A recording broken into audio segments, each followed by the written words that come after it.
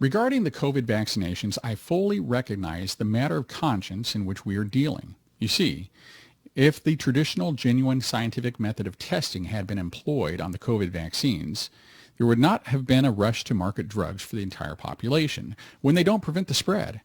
Instead of medical science, we experienced the practice of political science. And in this medical experiment where vaccines were thrust on us or in us, the scientific method has been compromised, making it a con of science.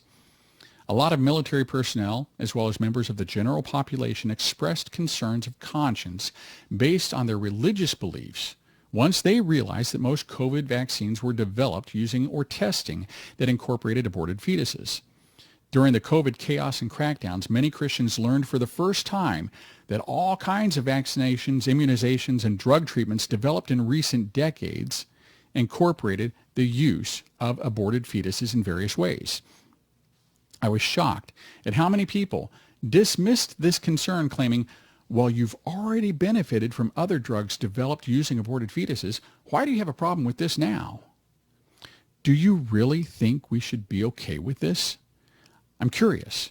If a person subscribes to a kosher or vegetarian diet and someone else, knowing this person's conviction, intentionally serves them food they know might violate their conscience, then the person who served the food is guilty of deceit. We wouldn't expect someone who unknowingly ate a non-kosher meal to now abandon their personal conviction only because someone deceived them. This is like saying someone who has slipped a roofie should no longer have any objections to voluntarily taking hallucinogenic drugs. That is ridiculous logic.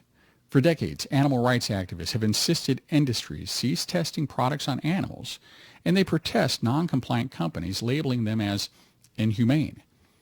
What could be more inhumane than killing a child and then justifying it by using that child's remains to develop any product, even medicine? This is pure Machiavellianism. If you respect a person who wants nothing to do with products tested on animals, you should have greater respect and appreciation for someone who wants nothing to do with products tested on children. In recent years, we've become accustomed to fact checkers flagging social media posts and accounts due to things they have deemed not true.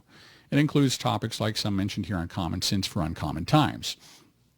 Now it seems more of those topics flagged by fact checkers have proven to be true. They are simply flagged because their points contradict the political ideology of the person masquerading as an arbiter of truth.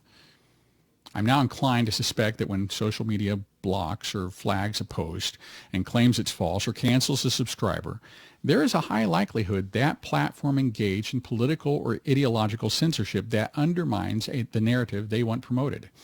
I truly believe we are living in the times that we were cautioned about in the scriptures, where it reads, "Woe to those who call evil good and good evil, who put darkness for light and light for darkness, who put bitter for sweet and sweet for bitter." These are deceptive days, and we need to live with discernment. Perhaps the fictional philosopher from my youth might say, life moves pretty fast. If you don't stop and question the information shoveled your way, you could miss the truth. Well, that's it for today. You've tuned into some Common Sense for Uncommon Times. To get the latest, visit Common Sense for Uncommon Times on Facebook and click like or follow. You can also find this content under Chris Curry on Gab, Parler, Telegram, and other social media platforms. Additionally, all videos are archived on Rumble. It's possible you might even find this on Twitter and YouTube until they kick us off. Until next time, warriors, as we take a cue from Galatians 6:9, let us not become weary in doing good, for at the proper time we will reap a harvest if we do not give up. Have a great day.